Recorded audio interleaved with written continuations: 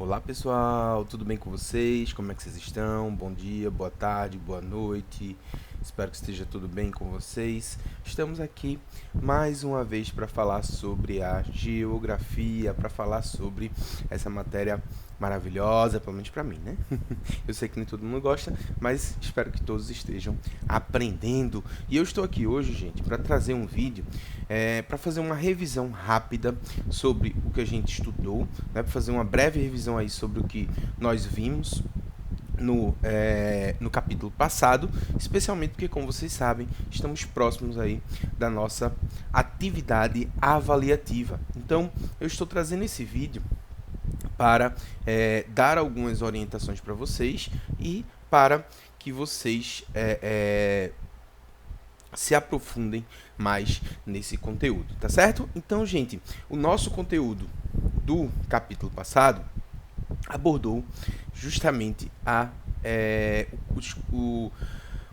parte da geografia física que vai estudar a geologia e a geomorfologia, ou seja, nós estudamos como as rochas, né, quais são as rochas, como as rochas se formam e como elas interagem com os agentes internos e externos do relevo para formar o nosso ambiente, a nossa paisagem, as nossas formas externas. A primeira coisa que vocês devem lembrar é o seguinte, gente. Pedra é uma coisa que na geologia fica restrito a uma pequena parcela, que são as pedras preciosas, que são as pedras que, quando lapidadas, têm um valor econômico muito elevado. O certo da gente chamar são minerais e rochas, tá? Essa é a maneira correta como a geografia define os elementos bases da geologia. Mineral é um corpo solidificado, é um elemento químico que se solidifica por processos químicos e físicos em ambientes geológicos. Ou seja, quando os minerais começam a se resfriar, deixam de estar no estado líquido do manto para estar no estado sólido da crosta, eles começam a formar os cristais, que vão assumir uma forma diferente para cada cristal, que vai depender da sua composição química, tá? Então, quando a gente fala de geologia, a gente está falando justamente do estudo desses minerais e das rochas, que são conjuntos de dois ou mais minerais que vão formar um elemento sólido composto, tá? Então, quando a gente vai na cozinha, por exemplo, a gente vai em um balcão de granito, a maioria de vocês com certeza já viu granito, já que é a rocha mais comum, a rocha cristalina mais comum que nós temos na superfície. O granito é composto por vários minerais diferentes. Então a gente tem aquelas cores escuras, aquelas cores claras. Então nós temos ali no granito uma parte cinza, uma parte mais branca, uma parte mais preta. Cada cor daquela representa um mineral diferente. Inclusive, nós temos diversos tipos de granito que tem valores diferentes dependendo da sua cor prioritária, porque tem granito que é mais avermelhado, tem granito que é mais rosa, tem granito que é mais preto, vai depender, outro que é mais cinza. O mais cinza, por exemplo, é o mais comum, ele é tão comum que ele tem um valor tão baixo que nós usamos esse granito mais para construção civil. A brita é granito, paralelepípedo é granito, sabe aquele paralelepípedo que calça a rua? Aquilo é granito. Então, é uma rocha bastante utilizada comercialmente. Preste atenção nessas coisas porque a atividade de vocês vai ter a ver com isso, tá? Outra coisa, gente. Nós dividimos os tipos de rocha, né? As rochas elas são divididas em três, tá? É bom lembrar, tá? Minério, já que eu expliquei o que era pedra, minério é quando o mineral ou a rocha tem um valor por si só, um valor prático. Então, por exemplo, minério de ferro. O ferro ele é utilizado para produzir elementos na indústria, elementos que a gente usa no nosso dia a dia. Então ele tem um valor prático, tá?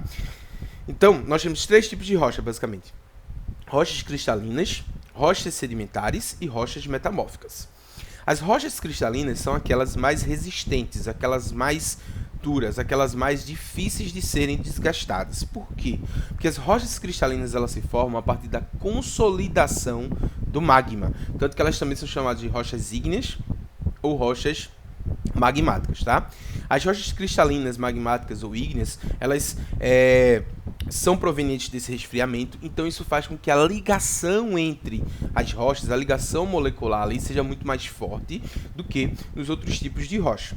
Essas rochas cristalinas, elas se dividem em duas, intrusivas e extrusivas. Intrusivas são aquelas que se formam dentro da crosta terrestre. Então, o magma vai subindo lentamente, vai se resfriando lentamente e isso dá tempo dos cristais se formarem. Então, a gente consegue, numa rocha intrusiva, observar os diferentes cristais que estão ali dentro a olho nu.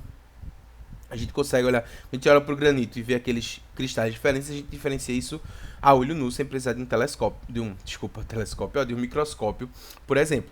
Já as rochas magmáticas extrusivas se formam fora da crosta terrestre, numa erupção vulcânica, por exemplo. Então essas rochas se consolidam muito rápido, não dando tempo dos cristais se formarem num tamanho que a gente consiga vê-los a olho nu.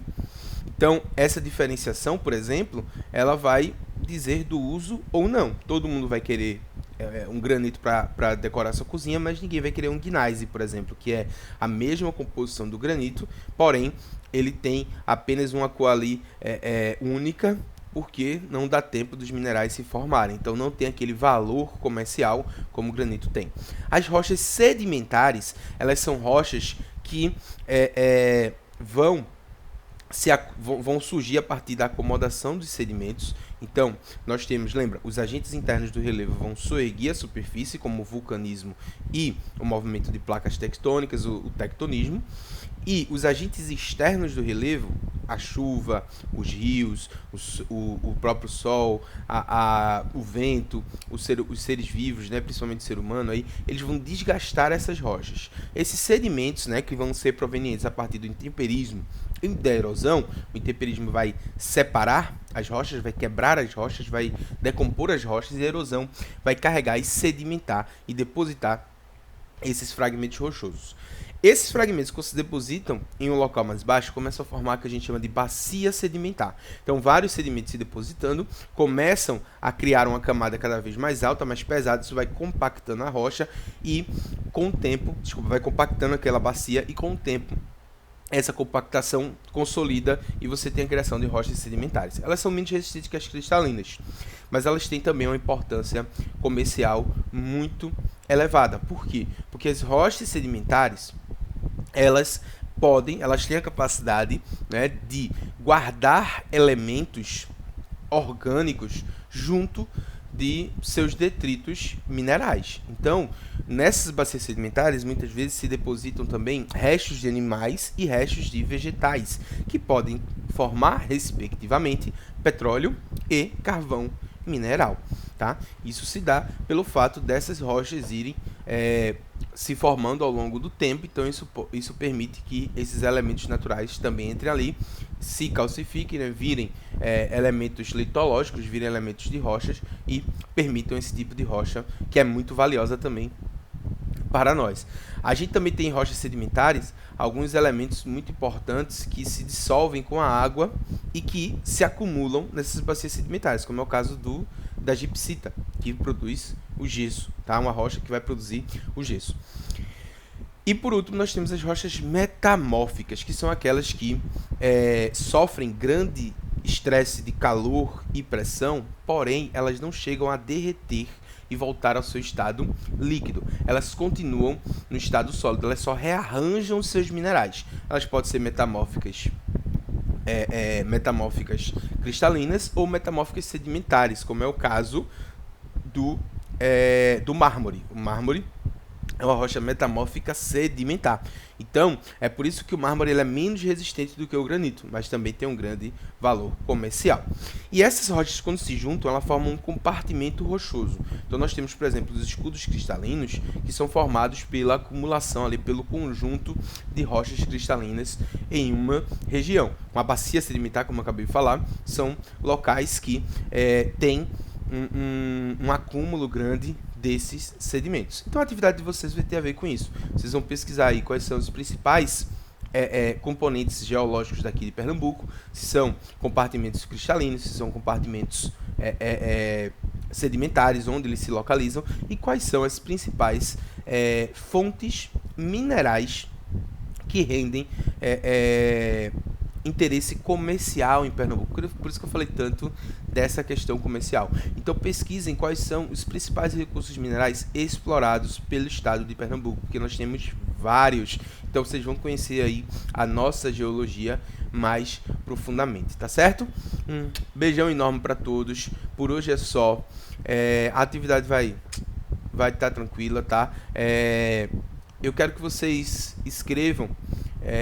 Muita gente vai me perguntar provavelmente quantas páginas essa atividade vai ter. Eu quero que vocês façam uma pesquisa e quanto mais aprofundada essa pesquisa for, melhor vai ser para a sua nota. Lembrando que eu não quero nada copiado. Eu quero que vocês pesquisem e que vocês escrevam essa pesquisa com sua linguagem própria. Eu quero que vocês escrevam, tá? Vocês façam um documento no Word com o seu próprio pulso, tá certo? Então, um beijo enorme aí para todos. Fiquem com Deus e até a próxima aula. Tchau. Tchau, gente.